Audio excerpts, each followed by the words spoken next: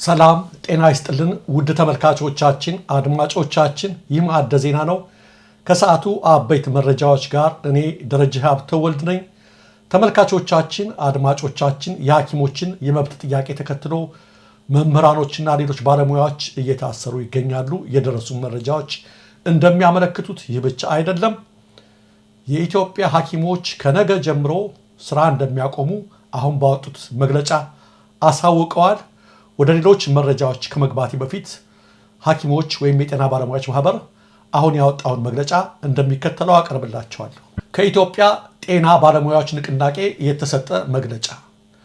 ሁሉም ባለሙያና የኢትዮጵያ ሕዝብ እንደሚያውቀው ላለፉት 29 ቀናት ንቅናቄው በጥንቃቄ እንዲሁም ህጋዊና ጨዋነት በተሞላበት መንገድ ድህነታችንና ያለብንን ችግር የሚረዳና የሚመልስ መንግስት አለ ብሎ በማመን በቁጥር 12 የሚሆኑ የጤና ባለሙያውን አንገብጋቢ የህልውና ችግሮችን ለሚመለከታቸው የመንግስት አካላት በተዋረድ አስገብቶ መፍትሄ ሲጠባበቅ መቆየቱ ይታወቃል። ይሁን እንጂ ምንም ተስፋ ሰጭ ባልሆነና መሬት ላይ ተፈጻሚ ያልሆነ አንድ መግለጫ ይሉት ቃለ ምልልስ ብቻ በመስጠት የተሰጡት 30 ቀናት መገባደጃ ላይ እንገኛለን።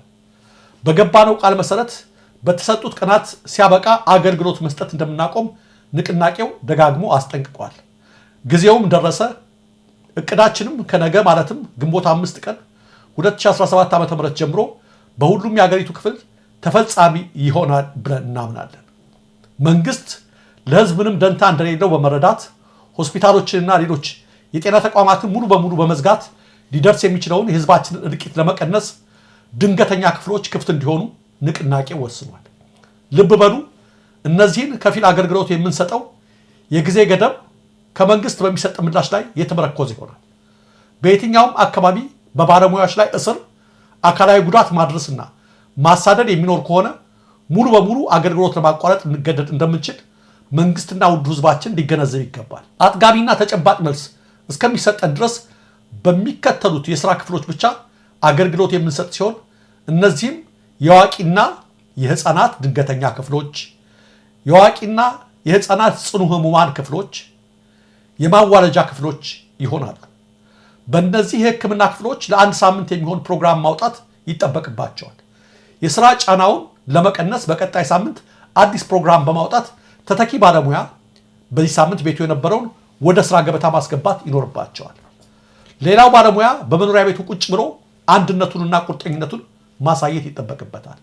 በማንኛውም ቀንና ሰዓት የንቅናቄው መሪዎች የሚሰጡትን መመሪያ ማየትና መተግበር አለበት።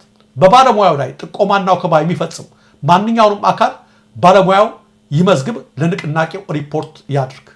የጸጥታ አካላት የኃይል አማራጭ የሚጠቀሙ ከሆነ ሀገሪቱ ወዳልተፈለገ ግጭት እንዳገባና ሌላ ዓላማ ያላቸው አካላት እንዳይገቡ ጥንቃቄ ይደረግ። ወደ ስራችን የሚመልሰን የጥያቄያችን ትክክለኛ ምላሽ እንጂ መሳሪያ ወይም የመንግስት ማስፈራሪያ አይደለም። ውድ ባለሙያዎች፣ እኛ የንቅናቄው መሪዎች እስከ ሞት ልንታገልላችሁ፣ እናንተ ትዕዛዝ መፈጸም እንዴት ጥርጣሬ ውስጥ ትገባላችሁ? አታሳፍሩንም። በዚህ እናምናለን።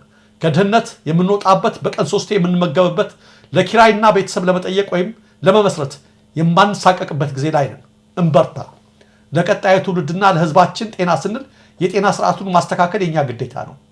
ኦንሊ 15 hours left, now or never። የኢትዮጵያ ጤና ባለሙያዎች ንቅናቄ፣ አዲስ አበባ ኢትዮጵያ። ሌላው ተመልካቾቻችን አድማጮቻችን የደረሰን መረጃ ከዚሁ የሐኪሞች ንቅናቄ ወደ መምህራንና ወደ ከባድ መኪና አሽከርካሪዎች ይዛመታል ተብሎ ነው እየተጠበቀ ያለው። አንዳንድ መረጃዎች መምህራን በተለይ ዝግጅታቸውን መጨረሳቸው ነው እየተሰማ ያለው።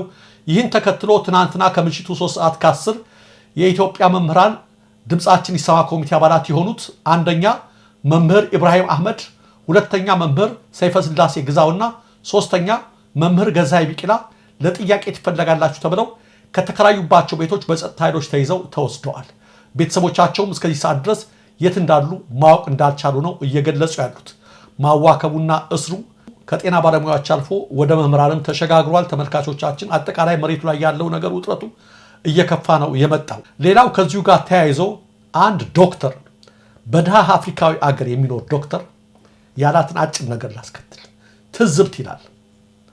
የ90 ስፔሻሊስት ሐኪሞችን ደሞዝ ለእኔ የምትከፍለኝ ድሃዋ አፍሪካዊት ሀገር ይላል። ይሄ የምትመለከቱት ዶክተር ከስደት ዶክተር አብዮት ጨቅላይ ኢንተርኒስት ነው። አጭር ማስታወሻ ነው የጻፈው። ብዙ አይመቸኝም፣ አንዳንዴ የመንግስት ጥሩምባ ሚዲያዎችን እሰማለሁ። እናም ካድሬዎቹ ከአፍሪካ ግንባር ቀደም ግዙፍ ኢኮኖሚ እያስመዘገብን ነው ይላሉ። የሚገርመው ነገር እኔ የምኖርባት የአፍሪካ ሀገር በዓለም ላይ በጣም ድሃ ከሚባሉት ናት። ነገር ግን እኔ እዚህ በወር የማገኘው ደሞዝ ወደ ኢትዮጵያ በወስደው 90 ለሚሆኑ በእኔ የትምህርት ደረጃ ላሉ ስፔሻሊስት ሐኪሞች የወር ደሞዝ መክፈል ይችላል። ይህ እጅግ አሳፋሪ ነው። እንደዚህ በጭንቀት የሚኖር የጤና ባለሙያ ጋር ሄዶ መታከም ራሱ ከባድ ነው። እነሱ ሳይበሉ የሚያገለግሉት መላእክት አይደሉም። በእርግጥ ያልታጠበ ቁርጥ ስጋ በየቀኑ እየበላ ለተቅማጥ በየጊዜው ባንኮክ ሪፈር አድርጉኝ እያለ አዛር የሚያደርገው ካድሬ የሕክምና ጥራት ምኑም አይደለም። ሳይቃጠል በቅጠል እንዲሉ አስቸኳይ መፍትሄ ስጧቸው። በመጨረሻም I advise all sales professionals to stand firm and united in any action. Never fall back. ዶክተር አብዮት ጨቅላይ እንደሰማችሁት ነው። የመጨረሻዋ ድሃ ሀገር ነች ያለሁባት። እንደ ኢትዮጵያ ኢኮኖሚ አደገ ማትል ሀገር ነች። እዛ ሆኜ አሁን የማገኘው ደሞዝ ለ90 ስፔሻሊስቶች ይበቃናል። የኢትዮጵያ ሐኪሞች ያሉበት ሁኔታ እኮ እጅግ አሳሳቢ ነው። እጅግ በጣም አስደንጋጭ ነው። እንግዲህ ይሄን የመብት ጥያቄ ነው በፖለቲካ በመናምን ያሉ ለመጨፍለቅ የተነሱ ተመልካቾች። የሐኪሞቹን የመብት ጥያቄ ተከትሎ ካድሬዎች ማስፈራራቱን የጸጥታ አካላት ማሰሩን ጀምረዋል ብለናል። ከዛም አልፎ ደግሞ አሁን ላይ ከውጭ ሀገር ሐኪም እናስገባለን የሚል ማስፈራሪያ እያቀረቡ ነው የሚገኙት። ይህን በተመለከተ አቶ ታዬ ደንደአ አጭር መልስ ሰጥቷቸዋል። ሐኪሞችን ከውጭ እንደሰማነው ቄስ ሞገሴዎች የበለጸገ መንግስታቸው ከሕክምና ባለሙያዎች አኳያ የያዘውን እቅድ ይፋ አድርጓል። እቅዱ ኢትዮጵያን ባለሙያዎች በጥያቄያቸው ምክንያት ስራ የሚያቆሙ ከሆነ መንግስት ከፓኪስታን፣ ከኩባ፣ ከየመንና ከሌሎች ሀገራት ሐኪሞችን እንደሚያመጣ ይገልጻል።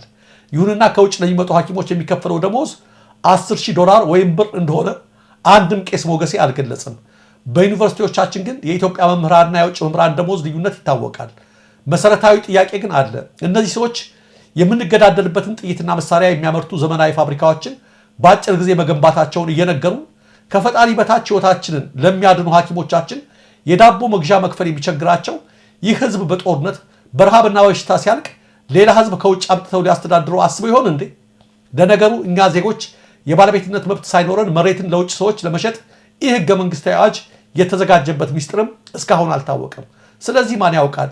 ግን ይህ ኢትዮጵያ ነውና ተሳስተዋል ብለዋል አቶ ታዬ ደንደአ። ወደ ሌላ መረጃ ስናልፍ በአዲስ አበባ ከተማ የቂርቆስ ክፍለ ከተማ ወረዳ 8 ዋና ስራ አስፈጻሚ አቶ አለባቸው አሞኜ በዛሬው ዕለት በቢሮአቸው ውስጥ መገደላቸው ተሰማ። የክፍለ ከተማው ኮሙኒኬሽን ባሰራጨው መረጃ አቶ አለባቸው አሞኜ ቢሮአቸው ውስጥ ቁጭ ብለው የህዝብ አገልግሎት በሚሰጡበት ወቅት ከአንድ ተገልጋይ በደረሰባቸው ጥቃት ህይወታቸው አልፏል ብለዋል። ክፍለ ከተማው ምንም እንኳን ግድያውን በተመለከተ ዝርዝር መረጃ ይፋ ባያደርግም ጥቃት ያደረሰው ተጠርጣሪ በህግ ቁጥጥር ስር መዋሉን አመልክቷል። ተገቢው የምርመራ ሂደት ተከትሎ ተጠያቂነትን የማስፈን ስራ ይሰራልም ብለዋል። አቶ አለባቸው በስራ ቁርጠኝነት የሚታወቁ ናቸው ያለው የቂርቆስ ክፍለ ከተማ በበርካታ መንግስታዊና ህዝባዊ ተግባራት አርአያነት ያለው ስራ የሰሩና ያስተባበሩ አመራሮችን ነበሩ ሲል ገልጿቸዋል። ምርጫ ቦርድ ሰረዘን አልሰረዘን የፕሪቶሪያው ስምምነት ይቀጥላል። አደገኛ የሚሆነው ስለተሰረዛችሁ የፕሪቶሪያውን ስምምነት አናውቀውም መባል ሲጀምር ነው ሲል በደብረጽዮን ገብረ ሚካኤል የሚመራው ህወሓት ገለጸ። የፕሪቶሪያ የሰላም ስምምነት የፈረምነውም ሆነ ጊዜያዊ አስተዳደሩን ያቋቋምነው በምርጫ ቦርድ እውቅና ወይም ሰርቲፊኬት ባለመሆኑ ምርጫ ቦርድ ሰረዘን አልሰረዘን የፕሪቶሪያው ስምምነት ይቀጥላል ሲሉ የህወሓት ሊቀመንበር ዶክተር ደብረጽዮን ገብረ ሚካኤል ተናግረዋል። አደገኛ የሚሆነው ይላሉ ደብረጽዮን በምርጫ ቦርድ ስለተሰረዛችሁ የፕሪቶሪያውን ስምምነት አናውቀውም መባል ሲጀምር ነው። የፕሪቶሪያውን ስምምነት የፈረምነው ምርጫ ቦርድ ሰርቲፊኬት ስለሰጠን አይደለም። በምርጫ ቦርድ ሰርቲፊኬት ያቋቋምነው ጊዜያዊ አስተዳደርም የለም። በምርጫ ቦርድ ሰርቲፊኬትም ይሁን ወረቀት የተሰራ ስራ የለም ሲሉ አክለው ተናግረዋል። በእኛ በኩል በግንቦት 5 ምክንያት ከፕሪቶሪያው ስምምነት ጋር የተያዘ የሚቋረጥ ነገር የለም። እንደስከዛሬው ይቀጥላል። የፕሪቶሪያው ስምምነትም ሆነ ጊዜያዊ አስተዳደሩ አሁንም ይቀጥላሉ ሲሉ አስታውቋል። ደብረጽዮን ገብረ ሚካኤል የክልሉን ተፈናቃዮች በተመለከተ በሰጡት ማብራሪያም ለአምስተኛ ክረምት በመጠለያ አንቆይም፣ ከእናንተ ብዙም ስለማንጠብቅ ራሳችን እንገባለን የሚል የተፈናቃዮች ውሳኔ እየገፋ መጥቷል ሲሉ ገልጸው እኛም ይህንን የተፈናቃዮች ውሳኔ እናስፈጽማለን፣ ከነሱ ጎን እንቆማለን ብለዋል። ተመልካቾቻችን፣ አድማጮቻችን ከሐኪሞች የመብት ጥያቄዎች ጋር በተያያዘ ውጥረቱ በጣም እየከፋ ነው ያለው። በርካታ መረጃዎች በየሰዓቱ እየደረሱ ነው። ወደ በኋላ ላይ ደግሞ ሌሎች መረጃዎችን አሰባስበን በሰዓቱ ወደ እናንተ እናቀርብላችኋለን። ለትክክለኛ ለወቅታዊ ለፈጣን መረጃዎች እንዲሁም ለቁም ነገር አዘል ዝግጅቶች ማዕደ ዜናን ይከታተሉ። ሰብስክራይብ ያድርጉ። ኢትዮጵያ ሀገራችን፣ ምስራቅ አፍሪካችን በሰላም በአንድነት በሞገስ በነጻነት በፍቅርና በክብር ለዘላለም ይኑሩ።